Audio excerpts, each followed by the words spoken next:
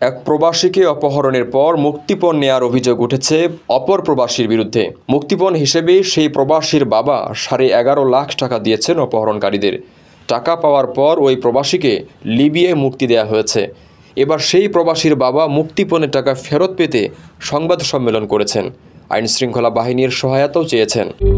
দেশের সবচেয়ে কম খরচে এবং সহজে বুকিং করুন প্রবাসীর হেলিকপ্টার। সোমবার কুমিল্লার ব্রাহ্মণপাড়া উপজেলা প্রেস ক্লাবে সংবাদ সম্মেলন করে এসব তথ্য জানান শাকিল খান নামে ওই প্রবাসীর বাবা নাসির উদ্দিন খান। লিখিত বক্তব্যে নাসির উদ্দিন জানান, 6 বছর আগে তার ছেলে শাকিল লিবিয়ায় পাড়ি জমান। টাইলস মিস্ত্রি হিসেবে কাজ করতেন। গত বছরের 18 নভেম্বর এক প্রবাসী শাকিলকে কাজ দেওয়ার কথা বলে ডাকেন। সাথে আরও 2 জনকে ডাকা হয়। তবে কাজের কথা বলা হলেও ওই প্রবাসী তার মালিকের বাসায় নিয়ে যান। এরপর তাদের একটি রুমে আটকে রাখা হয়। এর 3 দিন পর একটি বিদেশি নম্বর থেকে নাসির উদ্দিনের মোবাইলে কল আসে। ছেলে নির্যাতনের ছবি পাঠিয়ে তাকে অপহরণের কথা জানানো হয়। এরপর 15 লাখ টাকা মুক্তিপণ চেয়ে বাংলাদেশি অ্যাকাউন্ট নম্বর দেওয়া হয়।